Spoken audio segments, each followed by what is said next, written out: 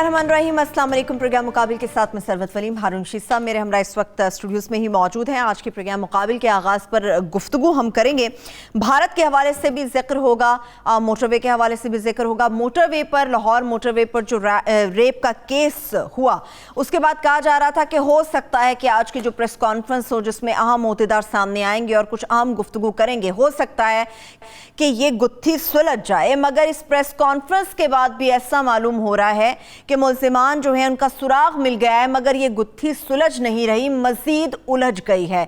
इसके मुतालिक भी फॉलोअप आपके साथ शेयर करेंगे। मगर इसके साथ साथ कल भी हमने प्रोग्राम मुकाबिल में इस बात का जिक्र किया था कि चाइना और भारत के बीच कहा जा रहा है कि जो सरहदी कशीदगी कम करने पर इत्तेफाक हो गया है। मगर अगर हम इंडिया की सूरत हाल को, भारत की सूरत हाल को देखते हैं तो तीन इस वक्त बड़े महाज हैं जिसका भारत को सामना है। इसमें एक चाइना के साथ सरहदी कशीदगी का मामला है, दूसरा कोरोना की वबा है जो बेकाबू है। रोजाना की बुनियाद पर तकरीबन 1 लाख के करीब ऐसे लोग हैं या टेस्ट केस हैं जो रिपोर्ट हो रहे हैं। और इसके साथ साथ इंडिया की इकॉनमी की बात करें तो वो भी बुरी तरह से नीचे की जानिब बढ़ रही है।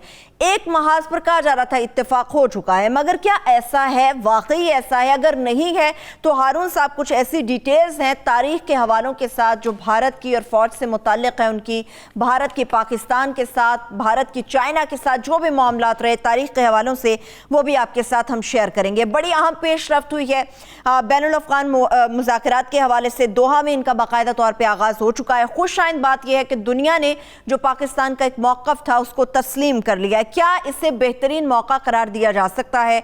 मुज़ाकरात की कामयाबी का कितना इम्कान मौजूद है, इसके ऊपर भी मैं तफसील के साथ बात करूंगी। इसके अलावा और भी कुछ अहम इश्यूज़ हैं और सबसे बढ़कर मेजर अजीज़ भट्टी का यौम शहादत है, इसके ऊपर भी तफसील के साथ कुछ गुफ्तगू करेंगे। हारून साहब, मोटरवे के हवाले से, रेप केस के हवाले से जो हुकूमती ओहदेदारान ने आज बैठ के IG ने भी एक प्रेस कॉन्फ्रेंस की है, उसके ऊपर रिपोर्टर्स भी वहाँ पर मौजूद थे। तो कहा जा रहा है कि मुल्ज़िमान का सुराग मिल गया है, सुराग मिल गया मगर पकड़े नहीं गए। हारून साहब, इस पे बात करेंगे, फिर इंडिया की तरफ भी बढ़ेंगे। कुछ इंडिया की क्या कहें इसका कि पकड़े गए हैं या नहीं पकड़े गए? वो कह रहे नहीं पकड़े। ये देखे ना, वहां गए, उस घर पे दस्तक दी, ये बात काबिल फहम है कि उसको पकड़े बगैर वापस आ गए? ये बात काबिल फहम है? उसका घेराव नहीं किया होगा? यानी इतने खतरनाक बुजुर्गों, कितनी 18 टीमें बनाई हुई थी और मीडिया का इतना प्रेशर था और सोशल मीडिया पे एक तूफान बरपा था और ख़तरा था कि चीफ जस्टिस साहब नोटिस लेंगे। ये बात काबिल फ़हम है। अब अल्लाह बेहतर जाने, वह प्रेस कानून किस लिए रखी थी चीफ मिनिस्टर की? ये बताने अगर के लिए, ये लाने के लिए, ये बताने के लिए मिल गया। ये बताने के लिए कि वो DIG साहब ने जो जुमले कहे वो मुनासिब नहीं है, ये बताने के लिए ये नहीं, इसके लिए प्रेस कानून की ज़रूरत नहीं थी। ये कुछ मामला पुरस्कार है, ऐसा लगता है कि बंदे पकड़े गए हैं, लगता है, मगर हाईलाइट नहीं किया जा रहा अभी इस बात। मगर ये कि वो इस दौरान इत्तला मिली, बाज़ राय कहते हैं मुझे तो कोई 1 बजे किसी ने कहा कि पकड़े गए हैं, और बहुत ही ज़िम्मेदार आदमी इस मुल्क का था, उसका ताल्लुक फौज या पुलिस से नहीं था या इस्टेब्लिशमेंट से नहीं था, हुकूमत से नहीं था। वहाँ बहुत ही एक ज़िम्मेदार आदमी जो बहुत अहम ओहदों पर फायद रह चुका, उसने मुझे कहा पकड़ लिया गया। अच्छा, और वो मामला से एक बाखबर रहने वाला आदमी है, हुकूमत से इनडायरेक्टली उसका ताल्लुक। फिर ऐसे क्या वजह है साहब? अच्छा, अल्लाह बेहतर जाने। अब ये उस गैंग को पकड़ना चाहते हैं क्या? कब सारा वक्त कन्फ्यूजन रहा। खबरें जो है ना वो आई हैं भारत से। जी, भारत के हवाले से खबर ये है कि मालदीव के साथ अमेरिका का मुआहदा हो गया है, बहरी अड्डा वहाँ बन रहा है। मालदीव के साथ मुआहदा, वहाँ पर बहरी अड्डा बन रहा है अमेरिका का। बहरीन में पहले से वो मौजूद हैं, ठीक है, और बाकी अरब मुल्कों में भी हैं। वैसे बहरीन ने इजराइल को तस्लीम कर लिया। अमेरिका से लेके फार ईस्ट तक ये जो तजारती रास्ता है, इस पे वो गलबा चाहते हैं। इंडिया के सौदेबाजी की पोजीशन इससे कम हो गई है। ठीक है, ठीक है। अब इंडिया में हो क्या रहा है?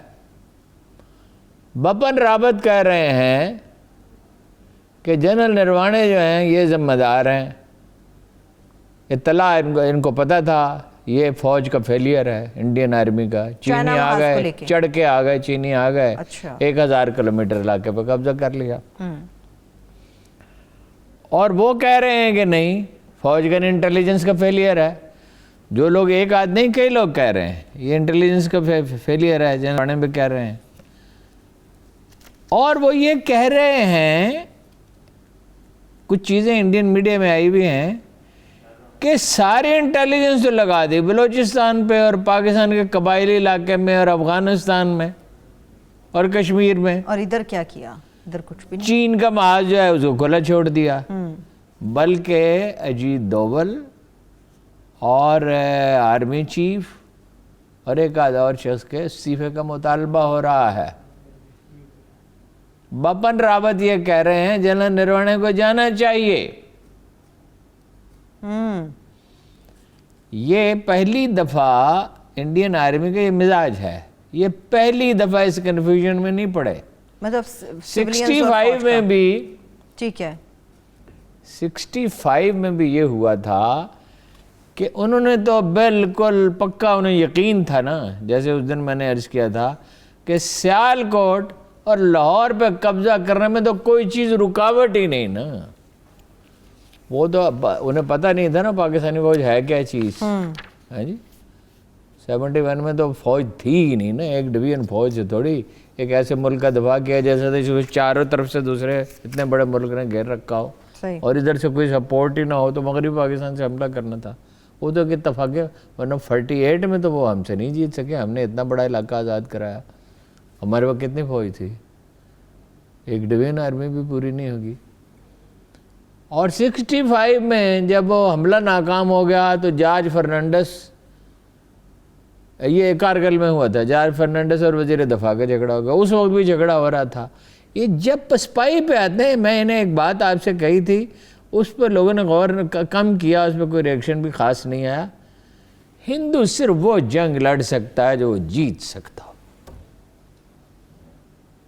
غلطی انہوں نے کیا کی, افغانستان میں اب بھی لگے ہوئے ہیں کہ ملیشیا بنانے میں, وہ اشرف غنی کے ساتھ مل کے, کیونکہ آرمی میں تو کوئی نہیں ہے. جب افغانستان پہ آئیں گے تو پھر تفصیل سے بیان کروں گا. اب دیکھیے, کوئی تنازع انفیکٹ چین کے ساتھ ان کا تھا ہی نہیں, کوئی بہت ڈیمارک کی ہوئی سرحد نہیں تھی. جیسے میں نے کل کہا ویران علاقہ تھا, چوئن لائی بھی چاہتا تھا کہ کوئی جھگڑا نہ ہو, نہرو بھی یہی چاہتا تھا. اب کیوں ہوئی وہ جنگ؟ نہرو اپنے انتہا پسند ساتھیوں سے ڈرتا تھا,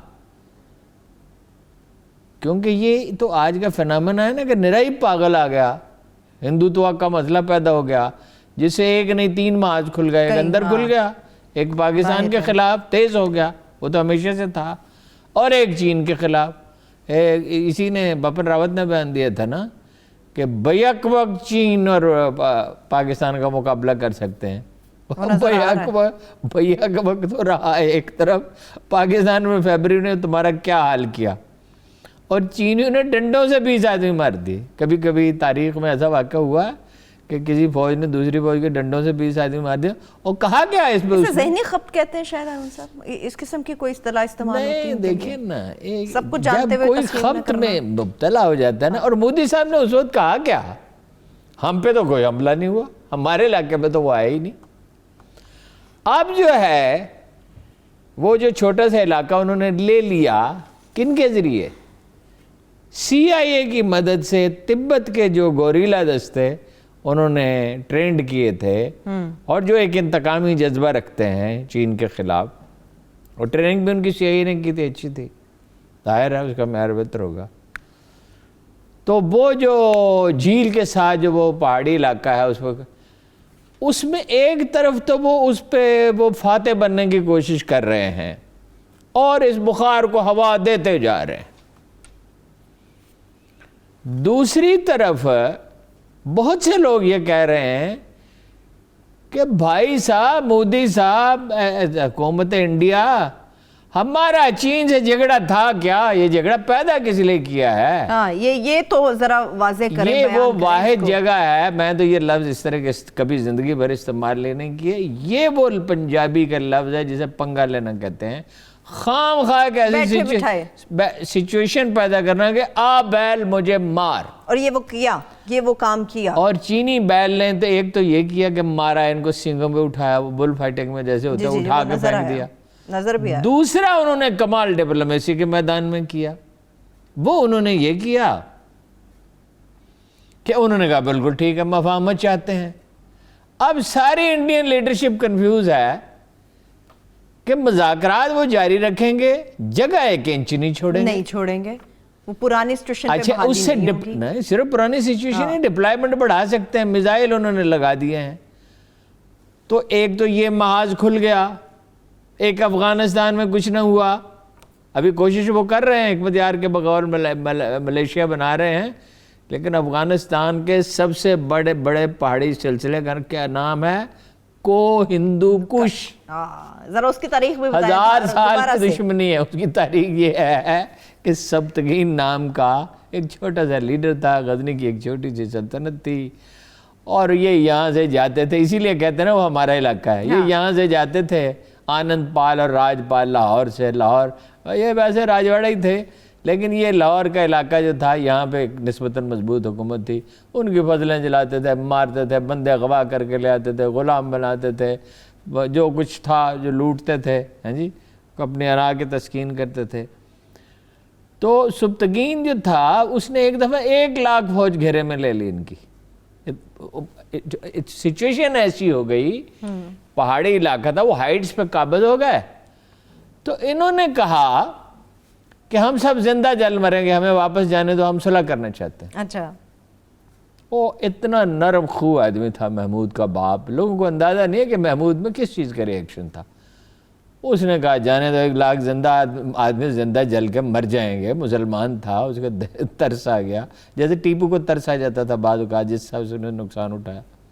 اس نے جانے دیا. محمود بیٹا تھا، باپ کے سامنے بول نہیں تھا، مگر یہ کہا کہ والدہ گرامی آپ نے ان کو موقع دیا ہے، یہ ٹلنے والے نہیں ہیں، یہ آج کی بات نہیں ہے، یہ ہمیشہ ہم پہ حملے کرتے ہیں. چنانچہ محمود نے تہیہ کر لیا کہ اگر کبھی مجھے موقع ملا. عجیب دلچسپ بات یہ کہ محمود حکومت کا خواہاں نہیں تھا. محمود کے بارے میں بڑی غلط فہمیاں انگریز مورخوں نے، ہندو مورخوں نے پھیلائی. ہمارے بعض لوگ بھی اس سے متاثر ہو جاتے ہیں. محمود ذکر و فکر کا آدمی تھا، سارا دن اذکار و وظائف، نماز، روزہ، نوافل. اب وہ جب اس کو بادشاہ بننا پڑا، اس کا خیال تھا کہ میں شاید اس سے بچی جاؤں. اس نے ایک تہیہ کر لیا کہ ان کا تو میں صفایا کروں گا، ایسا کروں گا کہ یاد رکھیں گے ہمیشہ ہمیشہ کے لیے. اس نے 17 بار حملے کیے، اس نے کہ ان کی کمر ہی توڑ دی. ٹھیک ہے. اور لاہور میں ایک گورنر بٹھا دیا، جس سے پاکستان بننے کا عمل 2 چیزوں سے شروع ہوا، یاد رکھیے. ایک جو عرب آئے سندھ میں راجہ داہر کے خلاف، اور وہاں کچھ لوگ مسلمان ہو گئے، 250 سال تک حکومتیں بنتی رہیں، بگڑتی رہیں. اس سے بڑی سپورٹ ملی محمود غزنوی نے جب لاہور میں اپنا گورنر بٹھا دیا. لاہور شہر تک تھوڑی محدود تھا، آگے بھی تھا علاقہ. یہ مسلمانوں کی پناہ گاہ بن گئی. افغانستان سے لوگ آنے لگے، کشمیر میں جو لوگ مسلمان ہوئے بعد میں وہ آئے، تاجکستان سے آئے، ازبکستان، زراعت تو یہی تھی نا، اکانومی تو یہی تھی نا. اینی ہو، اب مسئلہ یہ ہے، ایک طرف تو انڈین لیڈرشپ جشن بھی منا رہی ہے، ڈری ہوئی ہے. وہ آپ نے سنا ہوا ہے کہ پٹھان کے سینے پہ بیٹھا ہوا بنیا رو رہا تھا. کسی نے پوچھا رو کیوں رہے ہو؟ کہ یہ ابھی اٹھ جائے گا، مجھے مارے گا. اب چین سے ڈرے، یہ مصالحت کرائی ہے ماسکو نے، لیکن چینی جو ہیں ڈپلومیسی میں یہ جو گھبرائے ہوئے تھے، گھبرائے ہوئے آدمی نے کیا مذاکرات کرنا ہے. اب صورتحال یہ، ایک طرف تو انہوں نے مالدیپ سے معاہدہ کر لیا، انہیں اتنی ضرورت نہیں رہی. امریکہ میں ڈیبیٹ ہوتی رہی ہے کہ ان پہ اتنے ڈیپینڈنٹ نہ ہو، یہ بڑے ہارڈ بارگینر ہیں. دوسری طرف بحرین والا آپ نے سن لیا. جی جی بالکل ٹھیک ہے. اور تیسرا یہ ہے کہ وہاں ایک جزیرے پر، امارات کے قریب ایک جزیرے پر موساد نے اپنا ہیڈ کوارٹر قائم کر لیا ہے. اچھا. جنوبی سمندروں پہ تو امریکہ جو ہے وہ بحری بیڑے اس کے آتے جاتے رہتے ہیں. وہ تائیوان کے قریب سے گزرتے ہیں, چینی میں اس کی مزاحمت بھی کرتے ہیں. آسٹریلیا ان کا حلیف ہے, جاپان ان کا حلیف ہے. ایسا لگتا ہے دنیا کا کینوس تبدیل ہونے والا ہے ہارون صاحب. دنیا جو ہے وہ بدل گئی اور بدلتی چلی جائے گی. کبھی روس میں اور امریکہ میں تھی سر جنگ. فرق یہ ہے روس کی کوئی اکانومی نہیں تھی. ہر صبح 5 لاکھ آدمی مضافات سے ماسکو میں ڈبل روٹی لینے آتے تھے قطار میں کھڑے ہو کے. چین جو ہے اس کی اکانومی اتنی بڑی ہے, اور دوسری یہ ہے وہ کہ امریکہ پہ انہیں ایک بالادستی حاصل ہے. وہ ایک ٹف قوم ہے, ٹف قوم ہے, اس میں کوئی شبہ نہیں ہے. وہ تو ابھی اسرت سے نکلے ہیں نا. اور وہاں تو یہ ہے کام کرو تو کھاؤ, محنت اور زیادہ تنخواہ لو. ٹھیک ہے. امریکہ میں تو 5 6 7 نسلیں تمول میں گزر گئی ہیں, آسودگی میں, جنگ کرنے کے وہ قابل نہیں ہیں. بہرحال پاکستان کا اس میں بھلا ہو گیا. پاکستان پہ پہلے بھی خیر آسانی سے تو حملہ کر کے نہیں بچ کے نہیں نکل سکتے تھے, ایسا ممکن نہیں ہے. لیکن اب تو یہ ہو گیا کہ ایران والا معاملہ بھی ہو گیا, اور افغانستان میں اب یہ کوشش یہ کر رہے ہیں کہ کسی نہ کسی طرح اشرف غنی رہ جائے, یا پرولانگ ہو جائے, یا ٹرمپ ہار جائے, کوئی سچویشن ہو افغانستان پہ. لیکن ہارون صاحب اس بات کا بھی اندیشہ ظاہر کیا جا رہا ہے انڈیا کے اندر, وہیں کے لوگ یہ اندیشہ بھی ظاہر کر رہے ہیں کہ چائنا جو اپنی سرمایہ کاری کو بڑھا رہا ہے, ایک طرف پاکستان کے ساتھ سی پیک کا روٹ لے رہا ہے, دوسری طرف ایران کی طرف بھی جا رہا ہے, مختلف روٹس کے ذریعے ہو سکتا ہے کہ آئندہ مستقبل میں وہ بھارت کے اوپر بھرپور طریقے سے حملہ کر دیں.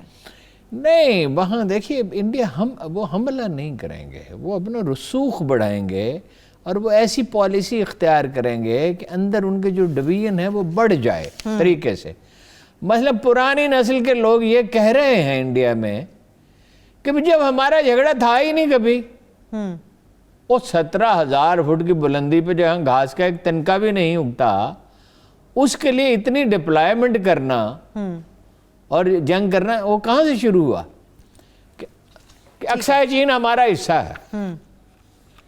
آپ اپنے سے 5 گنا بڑی فوجی طاقت کو یہ کہہ رہے ہیں کہ تمہارے ملک کا فلاں حصہ جو ہے وہ ہندوتو آبائی بخار, وہ جب بخار پیدا ہو جاتا ہے اس کا نتیجہ یہ نکلا کرتا ہے.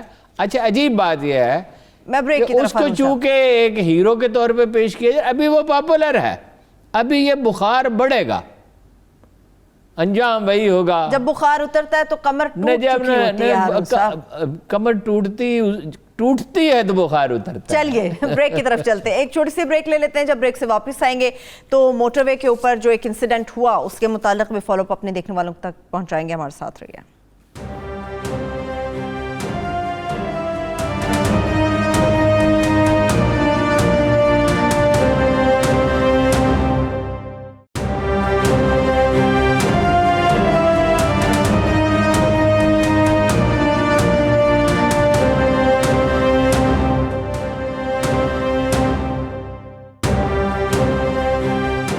بریک کے بعد ایک بار پھر سے پروگرام میں ہم آپ کو خوش آمدید کہیں گے. ہارون صاحب موٹر وے پر جو انسیڈنٹ ہوا اس سے متعلق بات کر رہے ہیں. آج پریس کانفرنس ہوتی ہے, مختلف سوالات پوچھے جاتے ہیں, ان کا جواب آئی جی صاحب دے رہے ہیں, سی ایم بزدار صاحب بھی دے رہے ہیں. کچھ ایسے سوالات ہیں جن کے اوپر تسلی تشفی اس طرح سے نہیں ہو پائی جس طرح سے ہونی چاہیے تھی. مختصر ایک سوال جس کے اوپر ڈیبیٹ ہو سکتی ہے, ہماری پولیس درست انداز میں تفتیش کر رہی ہے؟ تفتیش کیا کر رہی ہے؟ یہ انہوں نے کس کو پکڑا ہے؟ انہوں نے کون سا کارنامہ انجام دیا اس تفتیش میں؟ وہ تو فرانزک لیبارٹری والوں نے, جس کو فنڈز ہی نہیں دے رہے تھے. یعنی اتنا اچھا ادارہ تھا. تو پرسوں یہ انکشاف ہوا, یا کل میں سیڑھیاں چڑھ رہا تھا تو ہمارے رپورٹر ہیں جی بڑے اچھے کرائم کے, تو انہوں نے کہا کہ آپ کو پتہ ہے فرانزک لیبارٹری کے پاس تو پیسے ہی نہیں ہیں. میں تو اکا بکا رہ گیا کہ بھائی جس پہ نثار ہے, وہ آپ کو یاد ہے نا قصور والا واقعہ؟ جی بالکل. کوئی 1400 کتنے کیے تھے. اب بھی ان کا پلان یہی تھا. وہ تو اتفاق سے یہ ہوا کہ وہ سراغ مل گیا اس کا, وقار الحسن شاہ کا. پہلے وقار الحسن شاہ کا سراغ, اس کے بعد دوسرا, اس کے بعد اب یہ کہتے ہیں کہ وہاں سے وہ بھاگ گیا. اچھی بات نہیں کہ بھاگ گیا, وہ کوئی لاہور کے شاہی قلعے میں تھا, اور وہ کوئی اتنا بڑا وسیع و عریض علاقہ تھا, کیا خفیہ سرنگ تھی؟ اتنا سا گھر ہوگا. تو یہ تو ظاہر ہے کہ پولیس جب کسی جگہ کے گھیراؤ کرتی ہے, یہ دونوں صورتیں جو ہیں وہ پولیس کی نااہلی کا ثبوت ہے. اگر وہ انہوں نے پکڑ لیا ہے اور نہیں بتا رہے تو یہ غلط بات ہے. عوام کا غم و غصہ شاید سوچ رہے ہیں ٹھنڈا ہو جائے, اس کے بعد بات کی جائے. چلیے اس میں تو قابل معافی ہو سکتے ہیں, چلیے بعض اوقات مسئلہ تو تھی. لیکن اگر پچھلی طرف آدمی نہیں کھڑے کیے تھے, یہ تو ناقابل فہم بات ہے. بھاگ کیسے گیا؟ ایسا معلوم ہوتا ہے گاڑی میں اچھا, اس میں پھر ایک تھیوری یہ ہے کہ یہ مار ڈالنا چاہتے تھے اسے. ہوتا ویسے یہی ہے, ڈکیتی اور ریپ کا اگر کیس ہو عام طور پہ قتل کر دیا جاتا ہے. پولیس ان چیزوں کو عدالت تک نہیں لے جاتی. عدالتی نظام کا حال کیا ہے؟ ایسے ہی ایک معاملے میں عابد علی ملوث تھا, عدالت میں صلح ہو گئی. عابد علی یہ جو ابھی جس کا نام آ رہا ہے, جی, فورٹ عباس میں صلح ہو گئی. صلح ہو گئی. اور ریپ بھی ماں بیٹی کا, 2013 کا بتا رہے ہیں شاید جی واقعہ تھا. جی 2013 کا. صلح کیسے ہو گئی؟ صلح کیسے ہو گئی؟ یہ تو جناب چیف جسٹس نے بھی اب بھی دباؤ انہوں نے بڑھایا, اور یہ ڈر گئے. کچھ میڈیا کا بھی دباؤ تھا, سوشل میڈیا کا بھی, اپوزیشن کا بھی. ورنہ تو آپ کو پتا نا کیسے جسٹیفائی کرنے کے لیے شہزاد اکبر صاحب نمودار ہوئے تھے, کیسی وہ میٹھی میٹھی باتیں کرتے ہیں. چھوڑیے ہارون صاحب, کیا اس قسم کے لوگوں کی کیا شرم سے اپنا ہی سر جھک جاتا ہے. کتنے شیریں ہیں تیرے لب کے رقیب, گالیاں کھا کے بھی بدمزہ نہ ہوا. یہ بالکل کہتے پشتوں کا ایک محاورہ ہے, اس بار آدمی کے بارے میں نہیں کہہ رہا ہوں, بعض لوگ ہوتے ہیں پشتوں کا ایک محاورہ ہے کہ فلاں آدمی اس طرح جھوٹ بولتا جیسے گاجر کھا رہا ہو. اچھا کیا بات ہے بھائی, اتنا بڑا واقعہ ہو گیا, آپ اس کی سنگینی کو محسوس ہی نہیں کر رہے. کئی لوگوں نے اس کی توجیہ کرنے کی کوشش کی. بھائی 6 مہینے سڑک خالی پڑی رہی. اگر فرض کیجئے کہ موٹر وے والوں کا حوالے نہیں کیا گیا تھا فنڈ جاری, اور پنجاب پولیس 50-100 آدمی سپیئر نہیں کر سکتی تھی, یہ کوئی بات قابل فہم ہے؟ عجیب و غریب منطق ہے کسی بھی چیز کی. جب اس کو شعیب دستگیر صاحب, ایسے تو ذاتی طور پہ تو اچھے آدمی تھے, انہیں جب آئی جی لگایا گیا تو چودھری پرویز الہی نے, مجھے انہوں نے نہیں بتایا, یہ میری معلومات کے ذرائع اور ہے, چودھری پرویز الہی صاحب نے وزیر اعلیٰ سے پوچھا, جو شخص کبھی ڈی پی او نہیں رہا, جس نے کبھی ڈسٹرکٹ کمانڈ نہیں کی, ایک ضلع نہیں سنبھالا, وہ آئی جی کیسے ہو سکتا؟ نہیں, بزدار صاحب کو اپنا بھی یاد آ گیا ہوگا نا کہ اگر میں ہینڈل کر سکتا ہوں تو آئی جی بھی کر لیتے ہوں گے. کیا ہینڈل کر رہے ہیں, کیا کہنا ہے بزدار صاحب. اچھا, وہ جب واقعہ ہوا پھر یہ بحث چھڑی, وہ جب محترمہ مریم نواز تشریف لے گئیں, قربانی کے گوشت کے ٹکڑے ایک جادوئی عمل سے پتھروں میں تبدیل ہو گئے. ٹھیک ہے, پھر یہ سوال اٹھا. ویسے چودھری پرویز الہی سیاست کو آپ جو مرضی کہیں, بطور ایڈمنسٹریٹر کے وہ بڑی سوجھ بوجھ کے آدمی ہیں.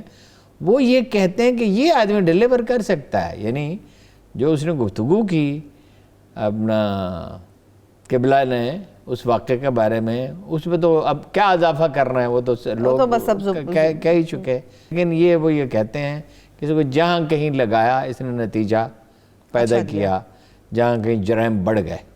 ٹھیک ہے, اب یہ کوئی اس طرح کا مثالی پولیس افسر تو نہیں جیسے ذوالفقار چیمہ تھے.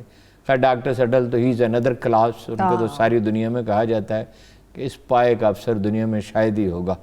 آج بھی وہ ریٹائرڈ ہے, مگر دنیا میں آج بھی ہر کہیں ان کی تقریر. 6 مہینے موٹر وے خالی پڑی رہی. مرکزی حکومت کو معلوم ہے, صوبائی حکومت کو معلوم ہے, اہم ترین علاقہ ہے, یہ معلوم ہے کہ یہاں جرائم پیشہ لوگوں کے گاؤں ہیں. لاہور کے گرد و نواح میں جرائم پیشہ لوگوں کے کئی دیہات ہیں جہاں شرفا رہتے ہی نہیں. ان میں سے ایک یہ ہے, ایک یہ کئی گاؤں ہیں, ایک نہیں کئی گاؤں ہیں. شیخو پورہ میں, گجرانوالہ میں کئی گاؤں ایسے ہیں, شریف لوگ وہاں سے چھوڑ کے چلے جاتے ہیں کہ بھئی یہ ایک گاؤں ہے, ہماری بھی وہاں کچھ زمین ہے, اس علاقے میں مغرب کے بعد کوئی آدمی داخل نہیں ہو سکتا تھا. اب تو وہاں کوئی ڈیولپمنٹ ہو رہی ہے, کوئی کالونیاں وغیرہ بن رہی ہیں, تو چلے جائے. میں وہاں جاتا تھا, لوگ مجھے ڈراتے تھے کہ تو آپ یقین نہیں کریں گے، میں آپ کو بالکل سچی بات بتا رہا ہوں، درختوں کی شاخوں پر بیٹھ جاتے تھے وہ. اگر کوئی آدمی آ رہا ہے نا، اچھا شاخ سے چھلانگ لگا کے موٹر سائیکل کے سامنے یا پیدل آ رہا ہے تو بالکل، اور جو کچھ اس کے پلے وہ لوٹ لیتے تھے. اچھا آپ کو معلوم ہے آپ کی اسپیشل برانچ کیا کر رہی ہے، آپ کی آئی بی کیا کر رہی ہے، خود آئی جی آفس کیا کر رہا ہے، اس علاقے کا ڈی آئی جی کیا کر رہا ہے. اچھا کمال ہے بھائی، 6 مہینے آپ نے سوچا ہی جب نہیں. یہ لوگوں کو یہ آپ نے موقع دے دیا، جرائم پیشہ لوگوں کو، کہ وہ جو چاہیں کر سکتے ہیں. واقعہ ہو جانے کے بعد پیٹرولنگ کا بڑھا دیا ہے ہارون صاحب، اس سے پہلے آپ اس سے کو پہلے بالکل کیوں خیال نہیں جا آتا؟ سکتے تھے آدمی؟ دیکھیے ایک آدمی، اس پہ قتل کے اور اقدام قتل کے 7 مقدمات ہیں عابد علی پہ، قتل اور اقدام قتل کے. اس کو فورٹ عباس سے نکالا گیا. آپ کا کیا خیال ہے کہ یہ جو اس طرح کے جرائم پیشہ عناصر، ان کا ریکارڈ موجود نہیں ہے؟ آئی جی آفس کہتا ہے ان کا ریکارڈ موجود ہے. یہ پتہ کیا گیا آئی جی آفس سے، ریکارڈ موجود ہے. یہی وہ لوگ ہیں جن کے ذریعے بعض پولیٹیکل لیڈر الیکشن لڑتے ہیں. اسی طرح کے لوگ، میں اس کی بات نہیں کر رہا، ٹھیک ہے، اسی طرح کے لوگ ہیں. اسی قسم یہ ہزاروں ہیں. اسی طرح کے لوگ ہیں کہ پولیس میں جو جرائم پیشہ ہیں، میں پولیس کو جرائم پیشہ نہیں کہہ رہا، پولیس کے اندر جو جرائم پیشہ ہیں، میں بھی آپ کو اس کی مثال بھی دیتا ہوں. وہ ان کی مدد سے وارداتیں کرتے ہیں. مجھے اس بات میں، مجھے اس میں بھی شبہ ہے کہ اس میں بھی کوئی پولیس والا ملبس ہوتا ہے. شبہ ہے. میں یہ نہیں کہہ سکتا کہ عورت نے بھی یہ شبہ ظاہر کیا ہے ہارون صاحب. 44 منٹ وہ جو گزرے ہیں وہاں پہ، تو یہ وہاں تو نہیں کھڑا تھا، اس کو کسی نے بتایا اور یہ پہنچے. اور یہ کس نے بتایا؟ اس گاؤں کے کسی جرائم پیشہ نے بتایا یا پولیس نے بتایا؟ ایک خاتون صحافی سے گفتگو کی ہے متاثرہ خاتون نے، اور اس نے یہ شبہ ظاہر کیا ہے. یہاں پہ لاہور میں ایک ایس ایچ او تھا، نام میں نہیں لوں گا، اب تو وہ ریٹائر ہو چکا ہوگا. اس نے ایک مشہور اخبار نویس سے عباس صاحب، ان کے صاحبزادے سے بہلا پھسلا کے کچھ قرض لے لیا 10,000 روپے.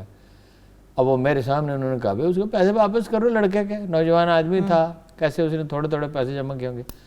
اس نے کہا شاہ جی مجھے ڈی ایس پی بنوا دیں تو میں واپس کر دوں تاکہ میری کچھ آمدن بڑھ جائے. اچھا. اور ظاہر ہے ڈی ایس پی بتا، اس کے نام جب لوگ لیتے تھے اس کے ساتھ لفظ ڈکیت استعمال کرتے تھے. وہ ڈکیتی کرتے ہوئے پکڑا گیا تھا، پولیس والا، اور وہ بحال ہوا کچھ پولیس والا. جی پولیس میں ایسے لوگ موجود ہیں. لاہور کا جو قبضہ گروپ ہے میں آپ کو بتا چکا ہوں، اس میں سب سے زیادہ پولیس کے ہیں. پراپرٹی کا بزنس لاہور میں ایک تو پراپرٹی ڈیلر تو کرتا ہی ہے، ایک پولیس والے بھی کرتے ہیں. پولیس کے کئی گروپ ہیں جو پراپرٹی کا بزنس کرتے ہیں. یہ جو اس آدمی کو لایا گیا یہاں عمر شیخ کو اس لیے لایا گیا کہ یہ ان کا سد باب کرے، ان کا سد باب. اس نے کہا نہیں پولیسنگ آف پولیس، یہ وہ کب ایسا وہ یہ کر سکتا. دیکھیے اس کی جس بات پہ تنقید کی گئی وہ ٹھیک ہے اپنی جگہ، مگر جو لوگ اسے جانتے ہیں، میں نے اخبار نویسوں سے پوچھا ہے، ڈیرہ غازی خان والوں سے پوچھا ہے، ملتان میں جو لوگ اسے جانتے ہیں پوچھا ہے، وہ اسے کام کر سکتا ہے. چلیے ٹھیک ہے، انہی کی بات کر لیتے ہیں، سی سی پی او لاہور کی بات کر لیتے ہیں. ہارون صاحب ان کو صرف ایک شو کاز نوٹس جاری کیا گیا، یہ کافی تھا ان کے بیان کے اوپر؟ ہفتہ 10 دن کے اوپر جو جواب دیں گے. میرے ایک سنیں پہلے، میں اس سوال کا جواب دوں گا، یہ بہت اہم سوال ہے. بات یہ ہے کیا صوبائی اور مرکزی حکومتوں کو، تمام سیاستدانوں کو، اور ہم خود میڈیا والوں کو اور معاشرے کے فعال طبقات کو شرم نہیں آنی چاہیے کہ یہ ہم نے ملک میں عدالتی نظام بنایا کہ ہزاروں گنڈے آزاد پھر رہے ہیں، 6 مہینے سڑکیں خالی پڑی رہتی ہیں، کوئی پولیس اصلاحات نہیں ہوتی، عدلیہ میں ایک قدم نہیں اٹھایا گیا عدلیہ کو بہتر بنانے کے لیے، اس کے لیے کوئی بجٹ نہیں ہے. اور بھائی جان ہی محفوظ نہیں کسی بچے کی، کسی خاتون کی، کسی آدمی کی. تو کر کیا رہے ہیں؟ اس ملک کا کیا ایجنڈا ہے جی؟ نیشنل ایجنڈا کیا ہے؟ سب سے پہلے جان و مال کی آبرو کی عزت ہو. جناب رسالت مآب جو مدینہ میں تشریف لگے، ریاست مدینہ کہتے ہیں جو مجھے گستاخی محسوس ہوتی ہے، مدینہ کی ریاست ایک ہی دفعہ بنی تھی اور وہ مدینے والا صلی اللہ علیہ وسلم وہی بنا سکتے تھے، اور جو ان کے ساتھی تھے ان کی موجودگی میں ہی بن سکتی تھی، کوئی دوسرا اور نہیں بنا اگرچہ وہاں بھی چند منافقین تھے لیکن کوئی دوسرا نہیں بنا سکتا. تو پہلا کام آپ نے کیا کیا تھا؟ پہلا یہ بندوبست کیا کوئی لڑائی جھگڑا نہ ہو، صلح کرائی، ادارے بنائے، سب نے اتفاق کیا، اگرچہ اس میں چند عیسائی بھی تھے، یہودی بھی تھے، مشرکین بھی تھے، مگر یہ کہا کہ سب سے زیادہ انصاف پسند تو علی جناب ہی ہیں، تو لہذا انہیں حملے کا حق بھی دیا، دفاع کا حق بھی دیا، چیف جسٹس بھی مانا، چیف ایگزیکٹو بھی مانا، تو جرم اسی وقت ختم ہو گیا. اور جب کوئی جرم ہوا تو چاہے وہ مسلم تھا یا غیر مسلم تھا اس کو سزا ملی. سب سے پہلی چیز یہ ہے. اور آپ نے کس چیز پہ یعنی فخر کرنا تو آپ کا تھا ہی نہیں، آپ کا مزاج ہی نہیں تھا، مگر تحدیث نعمت کے طور پر یہ فرمایا کہ اس سرے سے اس سرے تک ایک عورت جائے گی سونا اچھالتی اور اسے کوئی خوف نہیں ہوگا. یہی تھا نا کارنامہ. انصاف اسی میں پھلتا پھولتا ہے، علم اسی میں پھلتا پھولتا ہے، معاشی ترقی اسی میں ہوتی ہے کہ ہم سب کو شرم نہیں آنی چاہیے. فعال طبقات کو بھی اور حکومت کو بھی، اپوزیشن کو بھی بہت چیخ رہی تھی. وہ اپنا محترمہ مریم اورنگزیب اور ایک ٹویٹ محترمہ مریم نواز نے کیا، دل چھلنی ہو گیا جب یہ ماڈل ٹاؤن میں گولیاں لگی تھیں 18 آدمی کو، حاملہ خواتین کو مار ڈالا. جب یہ جعلی دوائی سے یہ انسٹیٹیوٹ میں سینکڑوں آدمی مر گئے تھے، 100 کے قریب لگ بھگ، اور وہ کھانسی کے جعلی دوائی سے مر گئے تھے. کتنے واقعات ہیں اس وقت کسی کا دل چھلنے نہیں ہوا. یہ آج کا مسئلہ نہیں ہے. ہم ایک واقعے کو رو رہے ہیں مگر پولیس میں اس قدر مطلب سخت دل لوگ جمع ہو گئے ہیں. میں زیادہ اور کوئی اس سے وہ لفظ استعمال نہیں کرنا چاہتا کہ رشوت خوری اور جو ہے وہ ایک معمول ہے. ایوری بڈی نوز. تقرر سفارش پہ ہوتے ہیں. حکومت اتنی کنفیوز ہے کہ چھٹا آئی جی. او بھائی پولیس بے دل نہ ہو تو کیا ہو؟ اس میں اچھے لوگ بھی ہوتے ہیں جو کچھ کام بھی کرنا چاہتے ہیں. جب 2 سال میں 6 آئی جی بدلیں گے تو ایوریج کیا ہوگی؟ 3-4 مہینے کی. نہ عوام کو تحفظ، نہ پولیس کو. قانون یہ کہتا ہے کہ پوسٹنگ ہونی چاہیے مقررہ مدت کے لیے. ایس ایچ او کو بھی 3 سال ملنے چاہیے، ڈی ایس پی کو بھی ملنے چاہیے، ایس پی کو بھی ملنے چاہیے، آر پی او کو بھی ملنے چاہیے، سی سی پی او کو بھی ملنے چاہیے، ڈی آئی جی کو بھی ملنے چاہیے. ہر 2-4 مہینے کے بعد تبادلہ، ہر 2-4 مہینے جو من مرضی سے کام نہیں کرتا اس کے لیے ایسا کرتے ہیں ہارون صاحب. جو من مرضی سے کام نہیں کرتا وہ گھر کا راستہ نہ نہیں معلوم ہی نہیں ہے. دیکھیے پنجاب پولیس کی تباہی کا اسی دن فیصلہ ہو گیا تھا جس دن ناصر درانی واپس استعفیٰ دے گئے تھے.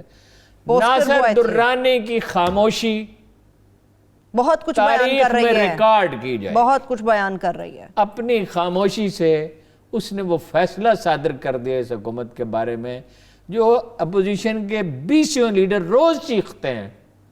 وہ تاثر قائم نہیں ہوتا. جب ناصر درانی کی خاموشی یاد آتی ہے تو وہ تاثر قائم نہیں ہو پاتا. یہ کوئی پولیس اصلاحات نہیں چاہتا. میں نے آپ سے کل سے بھی کہا تھا کوئی عدلیہ میں اصلاحات نہیں چاہتا.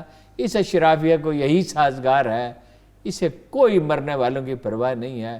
یہ سب باتیں ہی باتیں ہیں، یہ سب دعوے ہی دعوے. لیکن ہارون صاحب یہ جو واقعہ ہوا ہے، میں لاسٹلی اس میں ایڈ کروں گی، یہ واقعہ ہوا ہے. پہلے بچوں کے واقعات ہوتے تھے مگر اس واقعے نے پاکستان میں بسنے والی ہر بچی کو، ہر عورت کو غیر محفوظ کر دیا ہے. ظاہر ہے. نہیں بچی کو اور خاتون کو کیا غیر محفوظ کر دیا؟ وہ جو بچی ہے وہ کسی کی بیٹی ہے نا، کسی کی بیٹی ہے. اس کا باپ کیا پھر محفوظ ہے؟ جس باپ کی بیٹی کے ساتھ یہ سلوک ہو جائے اس کے بھائی پہ کیا بیتے گی؟ وہ جو بچے ہیں وہ اس ٹراما سے نکلیں گے کیسے؟ اور اتنے حساس معاملے میں چیخ چیخ کر سوشل میڈیا نے حتیٰ کہ چیف جسٹس ان کو ڈر لگا کہ چیف جسٹس سو موٹو لے لیں گے تو پھر یہ متحرک ہوئے. اس رات تو متحرک نہیں ہوئے. اس رات تو یہ کہہ دیا انتظار کیا خاتون کو تو موٹر وہ اپنا پٹرول ڈلوا کے جانا چاہیے تھا. اور آدھی رات کو نہیں جانی چاہیے تھا. بھائی موٹر ویز تو ہوتی ہی اس لیے ہیں کہ وہ محفوظ سفر ہے, محفوظ سفر ہے. ہم تو ہمیشہ موٹر وے پہ اس لیے سفر کرتے ہیں کہ موٹر وے پہ آپ 120 کی اجازت ہے لیکن 25-26 تک چالان نہیں کرتے, رعایت کرتے ہیں. تو بھائی 125 کلومیٹر پہ چلاتے ہوئے 3 گھنٹے میں پنڈی سے اپنا 3.5-4 گھنٹے میں پہنچ جائیں گے, اور ملتان جو ہے وہ آپ 2.25 گھنٹے میں پہنچ جاتے ہیں اگر ٹھیک رفتار سے چلے, راستے میں نہ رکے. موٹر وے کا تو آئیڈیا ہی یہ تھا. چلیں ہارون صاحب, میں بریک کی طرف بڑھ رہی ہوں, ایک چھوٹی سی بریک کی طرف چلتے ہیں. جب بریک سے واپس آئیں گے افغانستان کی تازہ ترین صورتحال جو ہے اس کے حوالے سے آپ کے ساتھ شیئر کریں گے, مگر اس کے ساتھ ساتھ قوم بھی پوری حیران ہے ایک ایسے اقدام پر کہ کس طرح سے ملک کا وزیر اعظم قائد اعظم کو بھول سکتا ہے. ایک چھوٹی سی بریک, ہمارے ساتھ رہیے.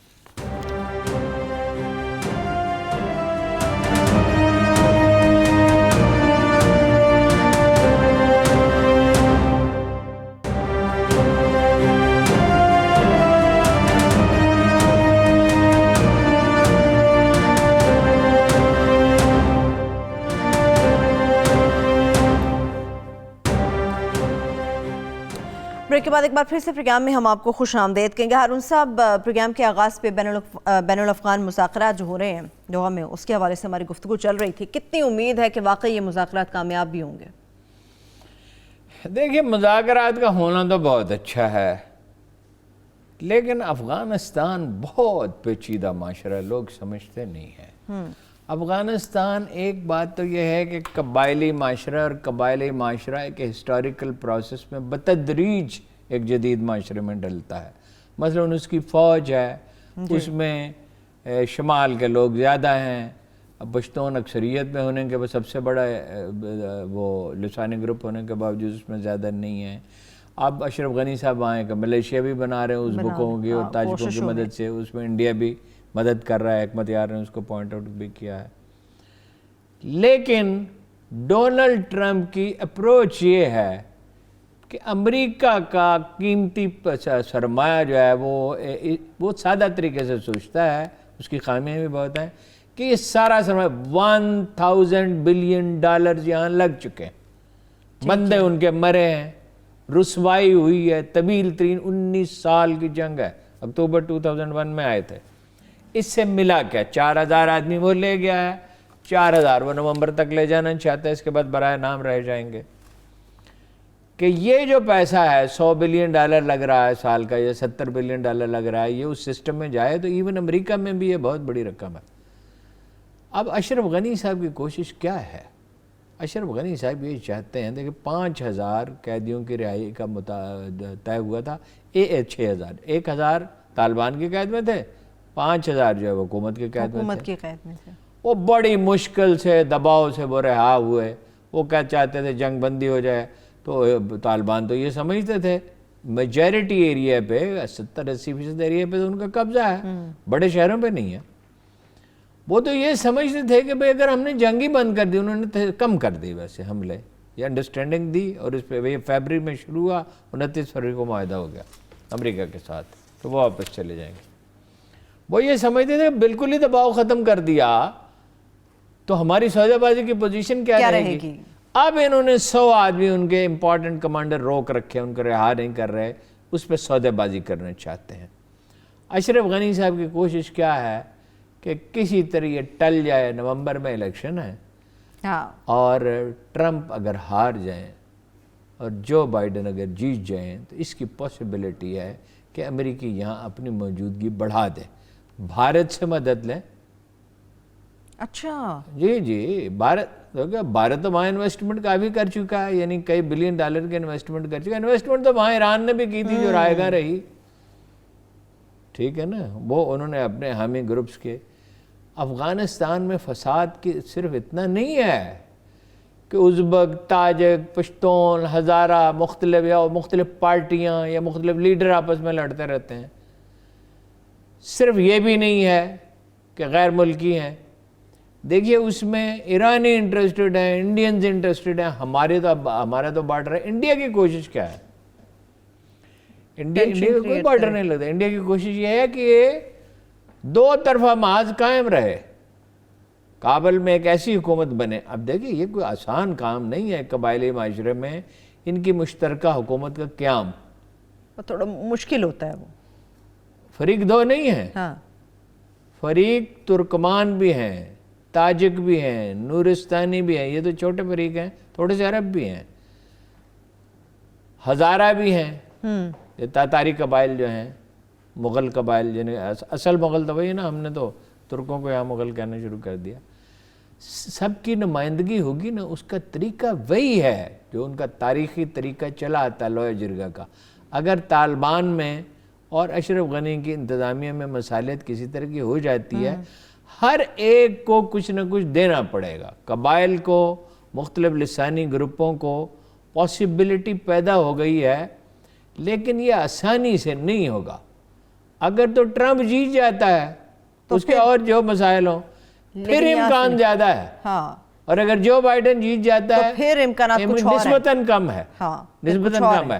بہرحال اگر افغان آپس میں معاملات طے کریں گے تو پھر ہی مسئلہ حل ہوگا, پھر ہی مسئلہ حل ہوگا. اور انفارچونیٹلی شاید افغانستان کو آپس میں مسائل حل کرتے ہوئے کچھ وقت لگ جائے, کیونکہ جو آرمی ہے نا جی اس میں کوئی کوہیژن نہیں ہے, کوئی پڑھے لکھے لوگ تھوڑی ہیں. ایک تو ان کی وفاداری اپنے قبائل سے, اپنے گروپوں سے ہے, پھر وار لارڈز موجود ہیں, پھر مختلف علاقوں میں مختلف گروپوں کی ڈومینیشن ہے. ٹھیک ہے, چلیے اس پہ دیکھتے ہیں کہ مزید کیا پیش رفت ہو سکتی ہے, کتنے امکانات ہیں کہ کامیاب ہو سکتا ہے. اچھا ہارون صاحب, میرے ذہن میں ایک سوال ہے, میں وہ سوال پوچھ لوں آپ سے, پھر ہم میجر عزیز بھٹی کی شہادت پر جاتے ہیں. سوال وہ یہ ہے ہارون صاحب کہ کل قائد اعظم محمد علی جناح رحمۃ اللہ علیہ کا یوم وفات تھا. ویسے تو آپ بڑی تنقید کرتے ہیں کہ خان صاحب ٹویٹر پہ بیٹھ کے کشمیر کی سفارتی مہم لڑ رہے ہیں سب کچھ. کل ہمارے قائد کو وہ بھول گئے. جہاں تک میرا خیال ہے, مجھے یاد پڑتا ہے کہ ان کی زبان سے نہ کوئی لفظ ادا ہوئے, نہ ٹویٹر پر کوئی ٹویٹ آیا. بھول گئے وہ, بلوچستان گئے ہوئے شاید, بھول گئے, کام بہت زیادہ تھا. وجہ یہ ہے وزیر اعظم کی مصروفیت بھی ہوتی ہے, بعض اوقات کوئی بھی آدمی بھول جاتا ہے. ارد گرد کوئی پڑھا لکھا آدمی ہو جس کو یاد ہو کہ 11 ستمبر کی کوئی سگنیفیکنس ہے, وہ ایڈوائزرز کہاں ہیں, آج کے دن, مشیر ان کے سارے, آج کے دن کا تعلق اس آدمی سے ہے کہ بر صغیر کی تاریخ میں ایسا کوئی شخص کبھی, اسٹینلے والپٹ تو یہ کہتا ہے کہ پوری انسانی تاریخ میں ایسا پولیٹیشین موجود نہیں ہے. وہ کہتا ہے کہ ایسے لوگ تو ہیں جنہوں نے کسی قوم کو آزادی دلائی ہے, ایسے لوگ بھی ہیں جنہوں نے ایک قوم بنائی, ایسے لوگ بھی ہیں جنہوں نے ایک ملک بنایا. لیکن یہ وہ آدمی ہے جس نے تینوں کارنامے تنہا انجام دی, اور ہم سب جانتے ہیں کہ قائد اعظم نہ ہوتے تو شاید ہم آزادی کی نعمت مطلب قائد اعظم کے بغیر یہ تقریباً ناممکن تھا.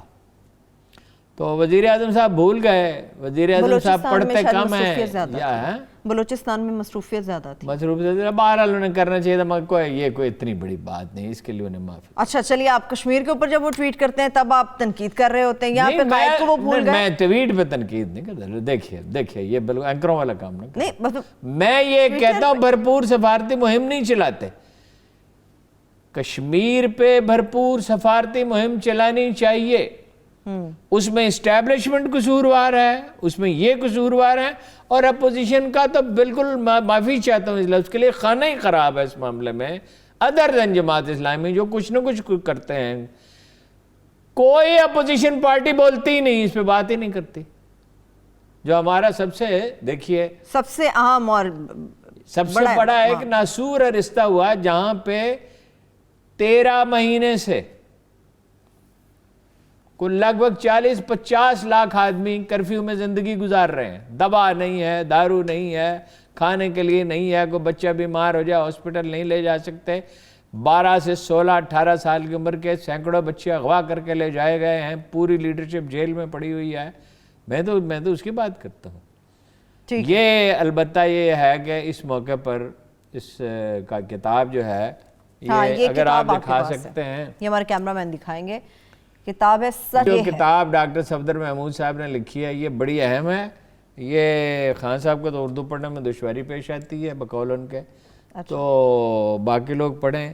دیکھیے اس میں, چلیے ہارون صاحب دیکھیے اس میں 2-3 پوائنٹس جو ہے نا وہ میں نے نوٹ کیے تھے. دیکھیے اس میں بہت سی غلط فہمیوں کا ڈاکٹر صاحب نے ازالہ کیا ہے. ایک منیر احمد منیر صاحب اور ایک ڈاکٹر صفدر محمود، یہ جب لکھتے ہیں قائد اعظم پہ تو پوری تحقیق کے بعد لکھتے ہیں، اور ڈاکٹر صاحب نے تو اپنی پوری زندگی اس کو دی، ویسے منیر صاحب نے بھی دی۔ کل وہ ٹی بی کے حوالے سے آپ کو مثلاً یہ تھا کہ جگن ناتھ سے ترانہ لکھوایا تھا قائد اعظم نے، اس کی ساری تفصیل اس میں موجود ہے کہ ایسا کوئی واقعہ نہیں ہوا۔ مثلاً یہ ان سے ایک فقرہ منسوب کیا گیا کہ پنجابی پہلے پنجابی اور بنگالی پہلے بنگالی اور پھر مسلمان، یہ بات انہوں نے نہیں کی تھی۔ اچھا، اس طرح کی اور بہت سی غلطیاں، اس میں ایک لطیفہ بیچ میں آ گیا کہ کل میں نے جناب جاوید غامدی کی ایک تقریر سنی یوٹیوب پہ، جس میں وہ کہتے ہیں نظری طور پر ابوالکلام درست ہیں، اچھا ٹھیک ہے، عملی طور پر قائد اعظم درست ہے۔ مجھے 50 سال ہو گئے پڑھتے ہوئے، میں ایک معمولی طالب علم ہوں، ویسے وہ تو بڑے عالم ہیں، اسکالر ہیں، لیکن ایسا محمل فکرہ میں نے زندگی میں آج تک سنا نہیں۔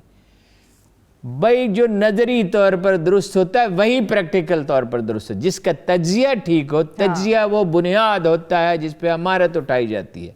اگر آج پاکستان نہ بنا ہوتا تو جو 20 کروڑ مسلمان بھگت رہے ہیں وہ 60 کروڑ مسلمان بھگت رہے ہوتے۔ تجارت میں تو آپ کے ہاتھ میں تھی ہی نہیں، انڈسٹری میں برلا اور ٹاٹا تھے، آپ کے کون سے صنعت کار تھے، آپ کی کون سی شوگر ملیں تھی اور کپڑے 1 کروڑ روپے دیے تھے اس نے اپنا برلا نے کانگریس کو، اتنی دولت تھی ان کے پاس، اس وقت 1 کروڑ روپیہ دیا تھا، 30 روپے کا ایک تولہ سنا تھا۔ اب اندازہ لگا لیں کتنے خراب بنتے ہیں۔ چلیے ارون صاحب، ویسے تو ہمارے لوگوں میں اتنا اچھا، وہ عزیز بھٹی شہید صاحب کا ذکر بھی اب کل پہ جا پڑا۔ دیکھیے ان کے بہت سے اعزازات ہیں، میں نہیں چاہتا کہ اس کو یوں ہی ایک آدھ فکر میں ختم کیا جائے۔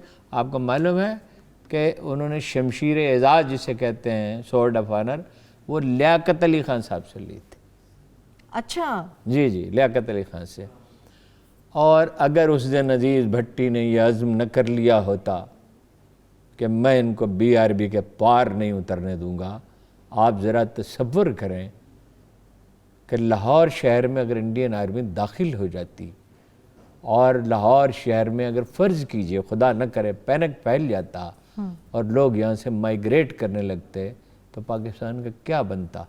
کبھی کبھی ایک آدمی جب یہ تہیہ کر لیتا ہے کہ وہ اپنی جان دے دے گا، وہ تہیہ کر لیتا پورا کہ میری جان کی تو کوئی قیمت ہے ہی نہیں، یہ تو میں نے اللہ کی راہ میں قربان کر۔ شروع سے ان کے ساتھی اور دوست بتاتے ہیں کہ وہ ایک نہایت سیریس آدمی تھے، کبھی غیر ضروری بات نہیں کرتے تھے، ان کا انہماک تھا اپنے کام میں، اور وہ ایک بڑے بہادر آدمی تھے۔ بعد میں جنرل راحیل نے بھی کوشش کی کہ ویسے ہیرو بن جائیں، لیکن ہیرو بننے کے لیے ارادہ نہیں چاہیے ہوتا، صرف خواہش نہیں چاہیے ہوتی، عزم اور عمل چاہیے ہوتا ہے۔ آخر 2 منٹ ہے، 2 سوال ہے مختصر ان کا، ہارون صاحب جواب چاہیے مجھے۔ ویسے تو عوام میں شعور نہیں ہے، 75 to 80% لوگ کہتے ہیں کہ جی ہم کتابیں نہیں پڑھتے، سرویز بھی یہ کہتے ہیں 20% کے لیے کتاب بڑی اچھی ہوگی۔ 2 سوال جن لوگوں کو دلچسپی ہے تحریک پاکستان سے اور قائد اعظم سے انہیں پڑھنی چاہیے۔ ٹھیک ہے، چلیے جلدی ہارون صاحب، مجھے بلاول صاحب اردو سیکھ رہے تھے تو شاید ابھی اردو سیکھتے کچھ اس قسم کی لوز ٹاک کر جاتے ہیں، جیسے کچھ عجیب و غریب سے الفاظ وہ جوش میں بول جاتے ہیں، کیا انہیں یہ سوٹ کرتے ہیں پیپلز پارٹی؟ نہیں، زبان کا مسئلہ ہی نہیں ہے، کیا مسئلہ؟ بہت دبانا عرض ہے، زبان کا مسئلہ نہیں ہے، وہ سخت ٹینشن میں ہیں، وہ پاک لین والے مسئلے میں والد صاحب ان کے کسی طرح بچ سکتے ہی نہیں۔ ٹھیک ہے، دوسرا سوال عارف الوی صاحب، اس لیے وہ کہتے ہیں کہ بدین کو پانی دینا اسلام آباد۔ چلیے وقت ختم ہو گیا، سوال باقی ہے وہ کل کے لیے چھوڑ دیتے ہیں۔ بہت شکریہ ہارون صاحب، تھینک یو سو مچ۔ دیکھنے والوں کا شکریہ، مجھے اجازت دیجیے، اللہ حافظ۔